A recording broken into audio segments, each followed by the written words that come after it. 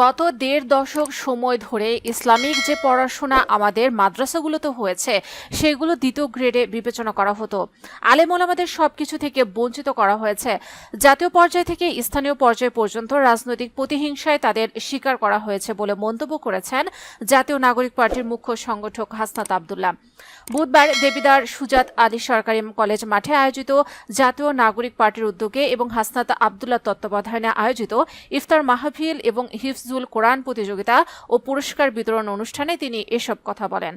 তিনি আরো বলেন, আমরা আপনাদের প্রতিশ্রুতি দিতে চাই ৫ আগস্ট পরবর্তী বাংলাদেশকে সাম্প্রদায়িক সম্প্রীতির উদাহরণ হিসেবে তৈরি করতে পেরেছি। দেশি বিদেশি ষড়যন্ত্র অব্যাহত রয়েছে। ষড়যন্ত্র অব্যাহত থাকার পরও আমরা ধর্মীয় যে লোকগুলো রয়েছে তারা ধৈর্যের পরিচয় দিয়েছি। সাম্প্রদায়িক উস্কানি আমাদের সবসময় আমাদেরকে দেওয়া হয়েছে। সাম্প্রদায়িক উস্কানিতে আমাদের সিলেটের এক ভাইকে কুপিয়ে হত্যা করা হয়েছে। আমরা যে সাম্প্রদায়িক সম্প্রীতি রেখেছি ভবিষ্যতেও সেভাবে এগিয়ে যাব।